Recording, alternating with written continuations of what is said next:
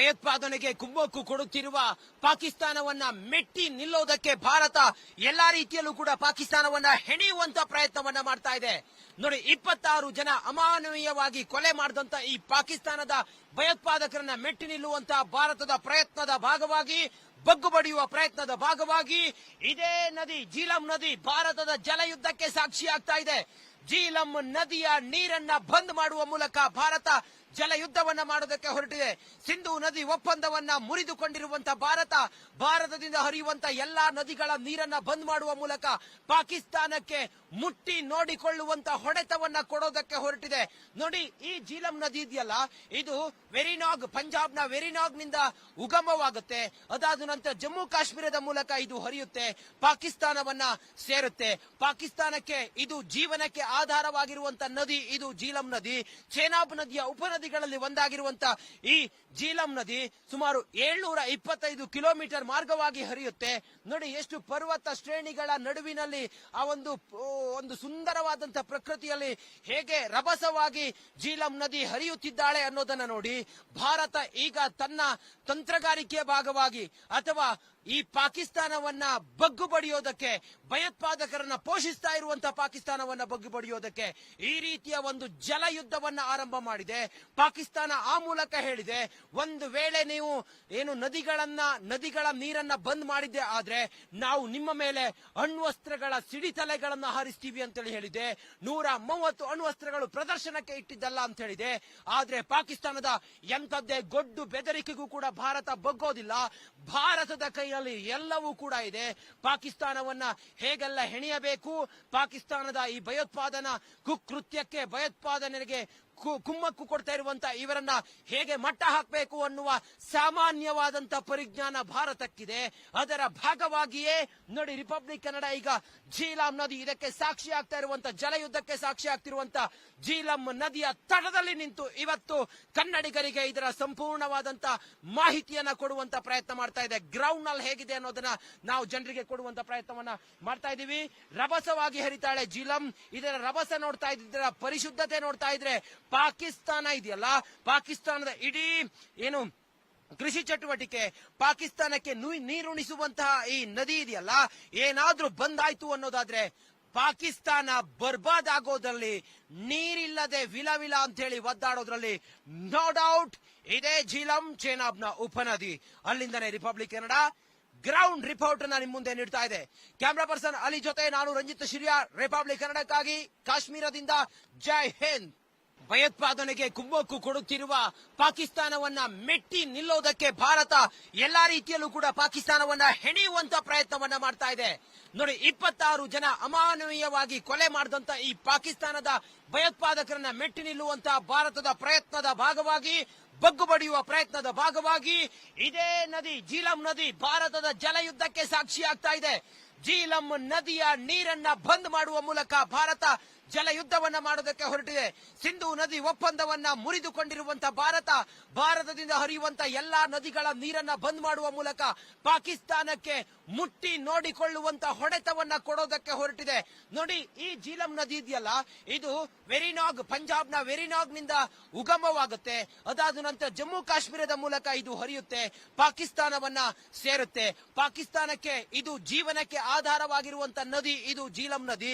ಚೇನಾಬ್ ನದಿಯ ಉಪನದಿಗಳಲ್ಲಿ ಒಂದಾಗಿರುವಂತ ಈ ಜೀಲಂ ನದಿ ಸುಮಾರು 725 ಕಿಲೋಮೀಟರ್ ಮಾರ್ಗವಾಗಿ ಹರಿಯುತ್ತೆ. ನೋಡಿ, ಎಷ್ಟು ಪರ್ವತ ಶ್ರೇಣಿಗಳ ನಡುವಿನಲ್ಲಿ ಆ ಒಂದು ಸುಂದರವಾದಂತ ಪ್ರಕೃತಿಯಲ್ಲಿ ಹೇಗೆ ರಭಸವಾಗಿ ಜೀಲಂ ನದಿ ಹರಿಯುತ್ತಿದ್ದಾಳೆ ಅನ್ನೋದನ್ನ ನೋಡಿ.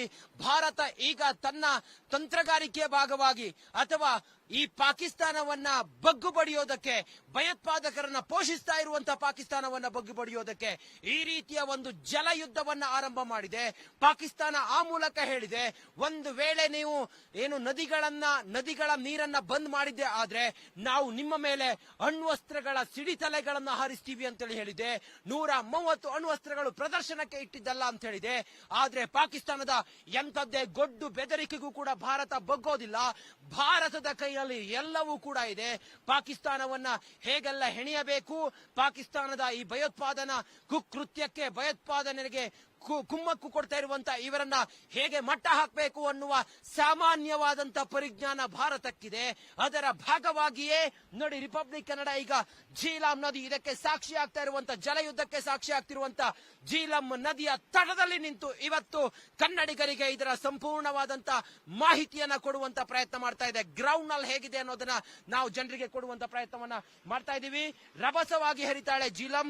ಇದರ ರಭಸ ನೋಡ್ತಾ ಇದ್ರೆ, ಪರಿಶುದ್ಧತೆ ನೋಡ್ತಾ ಇದ್ರೆ ಪಾಕಿಸ್ತಾನ ಇದೆಯಲ್ಲ, ಪಾಕಿಸ್ತಾನದ ಇಡೀ ಏನು ಕೃಷಿ ಚಟುವಟಿಕೆ, ಪಾಕಿಸ್ತಾನಕ್ಕೆ ನೀರುಣಿಸುವಂತಹ ಈ ನದಿ ಇದೆಯಲ್ಲ, ಏನಾದ್ರೂ ಬಂದಾಯ್ತು ಅನ್ನೋದಾದ್ರೆ ಪಾಕಿಸ್ತಾನ ಬರ್ಬಾದ್ ಆಗೋದ್ರಲ್ಲಿ, ನೀರಿಲ್ಲದೆ ವಿಲವಿಲ ಅಂತ ಹೇಳಿ ಒದ್ದಾಡೋದ್ರಲ್ಲಿ ನೋ ಡೌಟ್ ಇದೇ ಜೀಲಂ ಚೇನಾಬ್ನ ಉಪನದಿ. ಅಲ್ಲಿಂದನೇ ರಿಪಬ್ಲಿಕ್ ಕನ್ನಡ ಗ್ರೌಂಡ್ ರಿಪೋರ್ಟ್ ನಿಮ್ ಮುಂದೆ ನೀಡ್ತಾ ಇದೆ. ಕ್ಯಾಮ್ರಾ ಪರ್ಸನ್ ಅಲಿ ಜೊತೆ ನಾನು ರಂಜಿತ್ ಶಿರ್ಯಾರ್, ರಿಪಬ್ಲಿಕ್ ಕನ್ನಡಕ್ಕಾಗಿ ಕಾಶ್ಮೀರದಿಂದ. ಜೈ ಹಿಂದ್.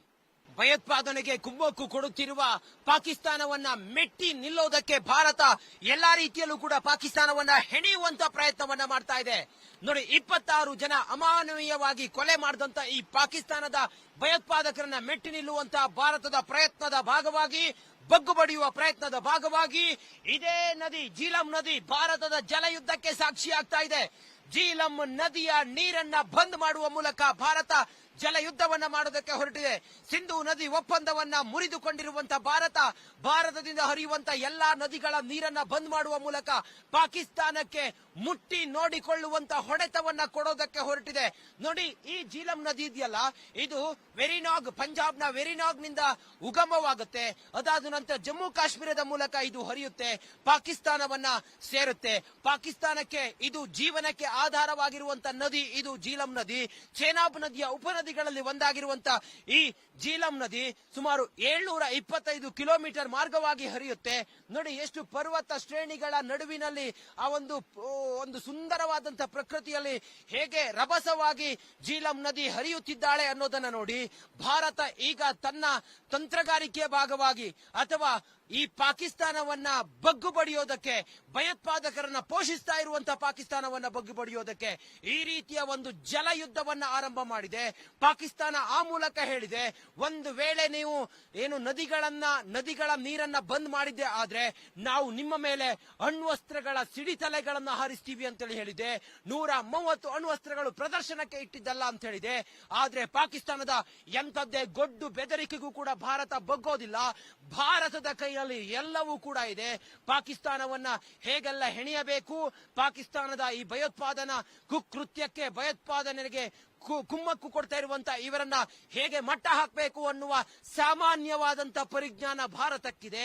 ಅದರ ಭಾಗವಾಗಿಯೇ ನೋಡಿ ರಿಪಬ್ಲಿಕ್ ಕನ್ನಡ ಈಗ ಜೀಲಂ ನದಿ ಇದಕ್ಕೆ ಸಾಕ್ಷಿ ಆಗ್ತಾ ಇರುವಂತ ಜಲಯುದ್ಧಕ್ಕೆ ಸಾಕ್ಷಿ ಆಗ್ತಿರುವಂತ ಜೀಲಂ ನದಿಯ ತಟದಲ್ಲಿ ನಿಂತು ಇವತ್ತು ಕನ್ನಡಿಗರಿಗೆ ಇದರ ಸಂಪೂರ್ಣವಾದಂತ ಮಾಹಿತಿಯನ್ನ ಕೊಡುವಂತ ಪ್ರಯತ್ನ ಮಾಡ್ತಾ ಇದೆ. ಗ್ರೌಂಡ್ ನಲ್ಲಿ ಹೇಗಿದೆ ಅನ್ನೋದನ್ನ ನಾವು ಜನರಿಗೆ ಕೊಡುವಂತ ಪ್ರಯತ್ನವನ್ನ ಮಾಡ್ತಾ ಇದೀವಿ.